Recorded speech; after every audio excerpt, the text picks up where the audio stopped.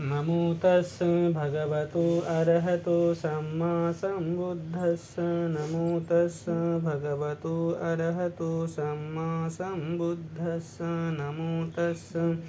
भगवतो अरहतो सम्मा सम्बुद्धस्स इति पिसो भगवान् अरहं सम्मा सम्बुद्धो विद्याचरणसम्पन्नो सुगतो लोकविदु अनुत्तरो पुरिसधम्मसारथि सत्था देवमनुस्सानं बुद्धो भगवाति स्वाख्यातो भगवता धम्मो सन्दिट्ठिको अकालिको एहि पस्सिकोपनयिको पश्चात्तं वेदितव्यो विनियोहीति सुपटिपन्नो भगवतो सावकसङ्घो जुपटिपन्नो भगवतो सावकसङ्घो यायपटिपन्नो भगवतो सावकसङ्घो सामिचिपटिपन्नो भगवतो सावकसङ्घो यदिदं चत्तारि पुरिसयुगानि अट्ठपुरिसपुग्गला एष भगवतो सावकसङ्घो आहुनेयो पाहुनेयो दक्षिणेयो अञ्जलिकरणीयो अनुत्तरं पुण्यं क्षेत्रं लोकस्याति वर्णगन्धगुणोपेतं एतं कुसुमसन्ततिं पूजयामि मुनिन्दस्य श्रीपादसरोरुहे पूजयामि बुद्धं कुसुमेननेन पुण्येन मित्तेन लभामि मोक्षं पुष्पं मिलायति यथा इदं मे कायो तथा याति विनाशभावं घनसारपदितेन दीपेन तमदंसिना तिलोकदीपं सम्बुद्धं पूजयामि तमोनुदं सुगन्धिकाय वदनम् अनन्तगुणगन्धिना सुगन्धिनाहं गन्धेन पूजयामि तथागतं बुद्धं धम्मं च सङ्घं सुगततनुभवाम् धातवो धातुगभ्रे लङ्कायां जम्बुदीपे तिदशपुरवरे नागलोके सथूपे सभ्ये बुद्धस्य बिम्बे सकलदशदिशे केशलोमादिधातुवन्दे सभ्येऽपि बुद्धं दशबलतनुजनं बोधिचेतियं नमामि वन्दामि चेतियं सब्बं सब्बठाने सुपतिष्ठितं शारीरिकधातुमहाबोधिं बुद्धरूपं सकलं सदा यस्य मूले निसिन्नो वा सब्बारिं विजयं अकापत्तो सब्बं युतं सत्था वन्दे तं बोधिपादपं इमे हेते महाबोधिं लोकनाथेन पूजिता अहं पीते नमस्सामि बोधिराजा नमस्तु ते बोधिराजा नमस्तु ते बोधिराजा नमस्तु ते इमाय धम्मानुधम्मपटिपत्तिया बुद्धं पूजयामि इमाय धम्मानुधम्मपटिपत्तिया धम्मं पूजयामि इमाय धम्मानुधम्मपटिपत्तिया सङ्घं पूजयामि अद्धा इमाय पटिपत्तिया जातिजरामरणं परिमुञ्चिष्यामि इमिना पुण्यकम्मेन मामे बालं समागमो शतं समागमो हन्तु यावनिब्बानपत्तिया देवो वसतु कालेन सस्यसम्पत्तिहेतु च पीतो भवतु लोको च राजा भवतु धम्मिको इमाय बुद्धपूजाय कथाय शुद्धचेतसा चिरन्तिष्ठन्तु सद्धम्मो लोको होन्तु सुखी सदा इमाय धम्मपूजाय कथाय शुद्धचेतसा चिरन्तिष्ठन्तु सद्धम्मो लोको होन्तु सुखी सदा इमाय सङ्घपूजाय कथाय शुद्धचेतसा चिरन्तिष्ठन्तु सद्धम्मो लोको होन्तु सुखी सदाति बाहुसहस्रमभिनिमितसाहुदन्तं गिरिमेखलं उदितघोरससेनमारं दानादिधम्मविधिना जितवामुनिन्दो तां तेजसा भवतु ते जयमङ्गलानि मारातिरेकमभियुञ्जितसब्बरत्तिं घोरं पनालवकमखमथद्ध यक्खं खन्ति सुदन्तविधिना जितवामुनिन्दो तां तेजसा भवतु ते जयमङ्गलानि नालागिरिं गजवरं अतिमत्थभूतं दावग्गिचक्रमसनि वसुदारुणन्तं मेतं व्युसेकविधिना जितवामुनिन्दो तां तेजसा भवतु ते जयमङ्गलानि उक्खितखड्गमतिहस्तसुदारुणन्तं धावन्ति योजनपतङ्गुलिमालवन्तं सिद्धिभिसङ्खतमनुजितवामुनिन्दो तां तेजसा भवतु ते जयमङ्गलानि रक्त्वानकट्ठमुदरं इव गभीनीया चिंसाय दुःखवचनं जनकाय मध्ये सन्तेन सोमविधिना जितवामुनिन्दो तां तेजसा भवतु ते जयमङ्गलानि सच्चं विहाय मतिसच्चक्रवादकेतुं वादाभिरोपितमनम् अत्यन्धभूतं पञ्ज्ञापदीपजलितो जितवामुनिन्दो तां तेजसा भवतु ते जयमङ्गलानि नन्दोपनन्दभुजगं विबुधं महिद्धिं पुत्तेन थेरभुजगेन दमापयन्तो इद्धूपदेशविधिना जितवामुनिन्दो तां तेजसा भवतु ते जयमङ्गलानि दुर्गाहदिष्ठिं भुजगेन सुदक्षहस्तं ब्रह्मं विशुद्धिच्युतिमिद्धि बकाभिधानं याणागदेन विधिना जितवामुनिन्दो तं तेजसा भवतु ते जयमङ्गलानि एतापि बुद्धजयमङ्गल अट्ठगाथा यो वाचको दिनदिने सरते मतन्दी हित्वाननेकविविधानि चुपद्दवानि मोक्षं सुखं अधिगमय्य नरो सपन्यो एतेन सच्चवज्जेन सोत्थिते हुन्तु सर्वदा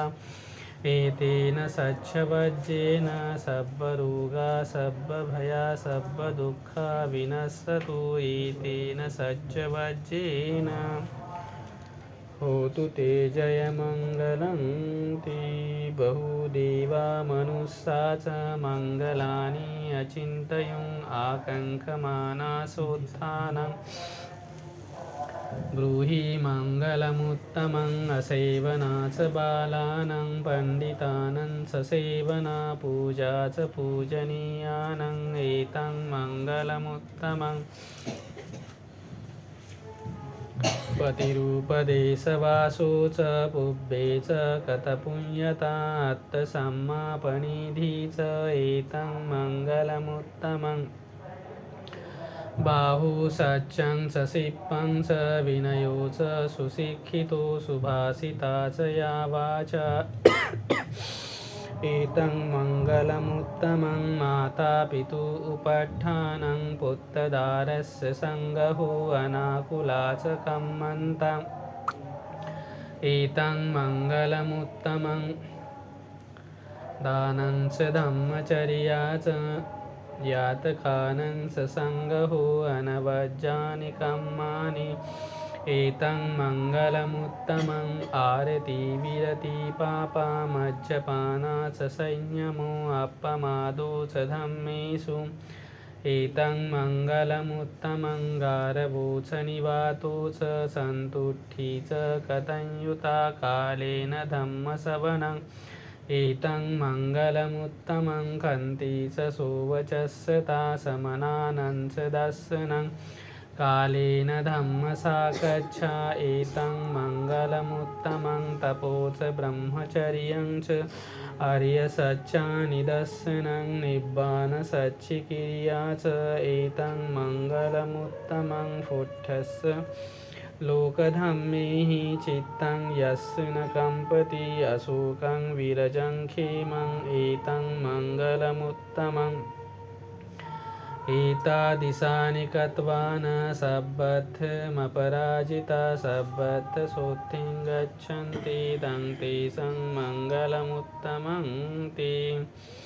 एतेन सच्चवज्रेण शुद्धिते हुन्तु सर्वदा एतेन सच्चवज्रेण सर्वरोगा सर्वभया सर्वदुःखा विनश्यतु एतेन सच्चवज्रेण होतु ते जयमङ्गलं ते करणीयमथ कुशलेन यान्तं शान्तं पदम् अभिसमेच्य सकोजु च सुजु च सुवचो च समुदो अनतिमानि सन्तुष्को च सुबरो च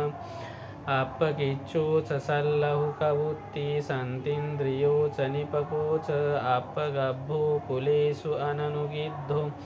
न च खुद्धं समाचरे किञ्चियेन विन्यो परे उपवदेयो सुखिनो वा खेमिनो हुन्तु सब्बे सत्ता भवन्तु सुखितत्ता एकेचिपाणभूतत्थि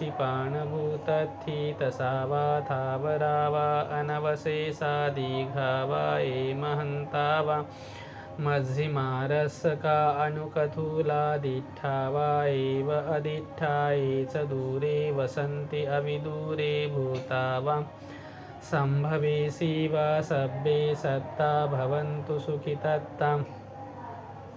न परोपरं निकुब्बेथ नातिमय्येथ कथचिनं किञ्चि व्यारोसनापटिगशय्या नय्यमय्यस्य दुःखमिच्छय्य माता यथा नियं पुत्रं आयुषा एकपुत्रमनुरक्षे एवंपि सर्वभूतेषु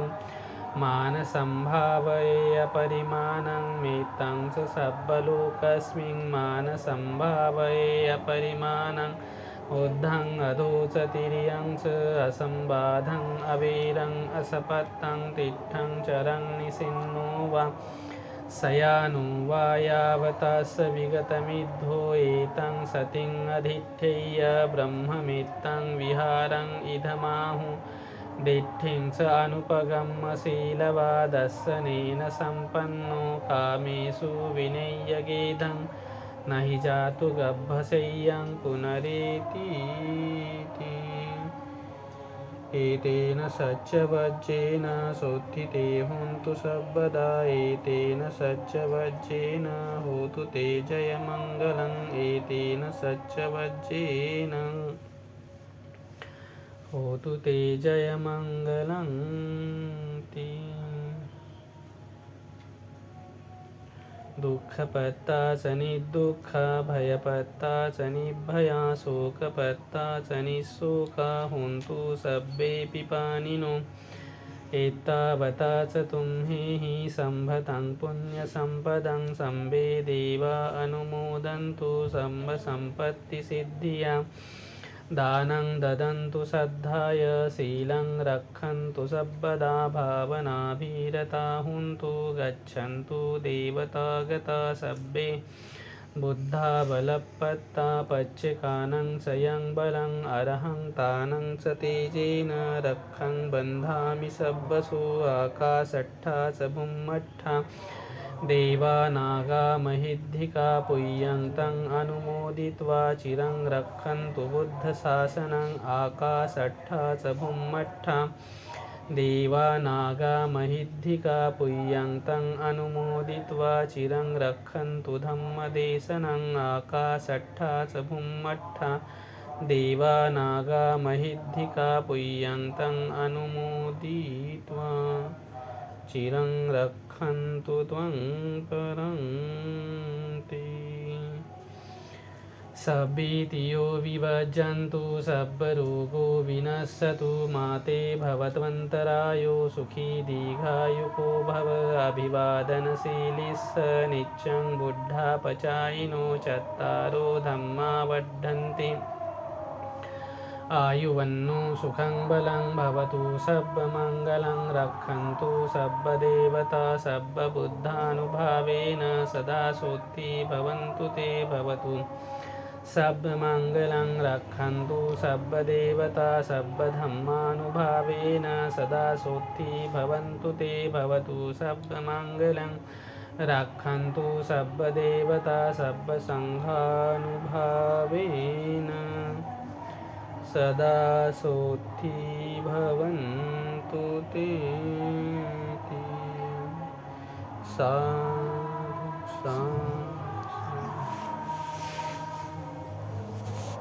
धागा गुंडाळून घे.